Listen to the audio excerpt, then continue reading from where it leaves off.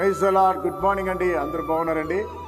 ప్రతిరోజు వాగ్దానం వీక్షిస్తున్నందుకు వందనాలండి. తప్పక మీరు విన్న వెంటనే మీరు దేవుని పని వైపు నిర్లక్ష్యం చేయకుండా ఒక 30-40 మందికి షేర్ చేయండి. దేవుడు మిమ్మల్ని దీవించిన గాక.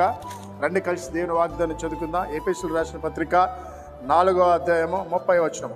దేవుని పరిశుద్ధాత్మను దుఃఖపరచుకుడి, విమోచన దినం వరకు ఆయన మీ యందు ముద్రించబడినాడు. ప్రియులారా, పరిశుద్ధాత్మ దేవుడు ఒక వరం అండి. పరలోకం నుంచి దేవుడు మనకు పంపించిన ఒక గొప్ప వరం అండి. పరిశుద్ధాత్మ లేకుండా మనం ఆత్మీయ జీవితం కష్టమండి. పరిశుద్ధాత్మ దేవుడు లేకుండా మనము ఈ లోకములో సాతాన్ని జయించడం చాలా కష్టం. కాబట్టి నీకు దేవుడు పరిశుద్ధాత్మను అనుగ్రహించాడు. ఆ పరిశుద్ధాత్మ దేవుడు ఎప్పుడు దుఃఖపడతాడంటే, ప్రియ దేవుని ప్రజలారా వినండి, ఉదయకాలంలో మీరు లేచిన వెంటనే దేవుని యొక్క సన్నిధిలో ప్రార్థించకుండా సెల్ ఫోన్ చూస్తున్నప్పుడు పరిశుద్ధాత్మ దేవుడు దుఃఖపడతాడండి. దేవుని వాక్యాన్ని చదవకుండా ఉదయాన్నే నువ్వు టీ కాఫీలు తాగుతా ఇంకా బయట తిరుగుతున్నప్పుడు పరిశుద్ధాత్మ దేవుడు దుఃఖపడతాడండి.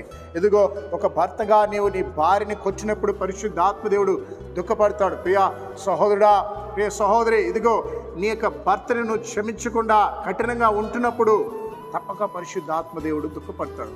ప్రియ పిల్లలారా, మీ తల్లిదండ్రుల మాట వినకుండా మీరు వారిని ఎదురు తిరిగినప్పుడు పరిశుద్ధాత్మ దేవుడు దుఃఖపడతాడండి.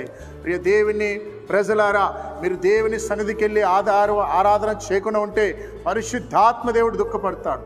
కాబట్టి బూతులు మాట్లాడినా, అపవిత్రమైన ఆలోచన వచ్చినా, అపవిత్రమైన వాటిని చూసినా సెల్ ఫోన్లో తప్పక పరిశుద్ధాత్మ దేవుడు దుఃఖపడతాడు. కాబట్టి ఆయన దుఃఖపడితే మనకు ప్రమాదం అండి. ఉదయకాలంలో వాగ్దానం వింటున్నా దేవుని ప్రజలారా, మీలో పరిశుద్ధాత్మ దేవుడు ఉన్నాడు. ఆయన దుఃఖపెట్టకుండా ఆయన సంతోషపెట్టండి. మీరు స్తుతి చేస్తే ఆయన సంతోషపడతాడు. కాబట్టి ఆయన సంతోషపెడుతూ ముందుకు సాగాలి నా ప్రార్థించేద్దాం. ఉదయకాలంలో వాగ్దానం విన్న బిడ్డల మీద నీ కృప ఉంచండి యేసయ్య. అయ్యా, ఎందరైతే పరిశుద్ధాత్మని కలిగి ఉన్నారో వారందరూ కూడా నేను సంతోషపెట్టే కృప దయచండి.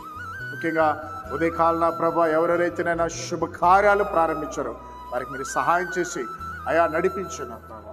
ఎంతమంది మాంత్రిక శక్తుల ద్వారా, చేతబడి శక్తుల ద్వారా పీడించబడుతున్నారు, యేసు నామములో బంధకాల నుంచి విడుదల దయచున్న ప్రభా. ఎన్నో కుటుంబాలు విడిపోయినారు నా ప్రభా, భార్య భర్తలు దూరం అయిపోయినారు నా యేసు నామములో వారిని జతపరచున్న ప్రభా. కొంతమంది మానసిక బాధతో కృంగిపోయినారు నాయన, ఇప్పుడే వారిని లేవనెత్తమని ప్రార్థిస్తున్నాను. కొంతమంది వేరే వాళ్ళ దగ్గర డబ్బులు ఇచ్చి మోసపోయారు నాయన, ఇప్పుడే వారికి సహాయం చేయమని ప్రార్థిస్తున్నాం తండ్రి. ఉదయకాలంలో పుట్టినరోజు వివాహం దగ్గర జరుపుకున్న బిడ్డలు దీవించమని యేసు నామములో ప్రార్థిస్తున్నాం తండ్రి. ఆమేన్.